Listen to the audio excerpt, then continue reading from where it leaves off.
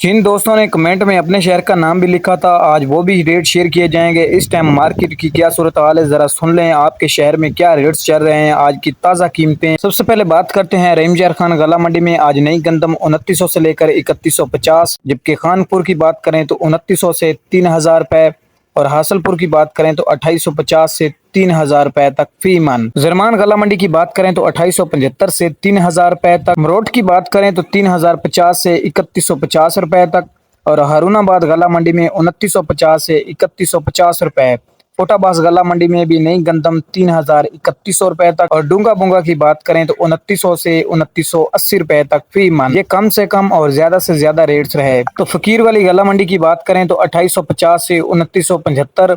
बहावल नगर की बात करें तो 3000 से लेकर 3185 रुपए फी मन। चिश्तिया की बात करें तो 2900 से लेकर 2925 रुपए। चिचावतनी गला मंडी में 2975 से 3125 रुपए फी मन। बहावलपुर गला मंडी की बात करें तो 2920 से 3000 रुपए तक, जबकि मेलसियों की बात करें तो मेलसी गला मंडी में 3300 से लेकर 3350। पाकपतन गला मंडी में 2960 से 3050 रुपए फी मन। बिहाड़ी गला मंडी में 2850 से 2945 रुपए। सहीवाल गला मंडी में 3000 से लेकर 3100 रुपए फी मन। लिया की बात करें तो लिया गला मंडी में 2850 से 2900 रुपए। डीजी खान की बात करें तो डीजी खान गला मंडी में 2900 से 2950।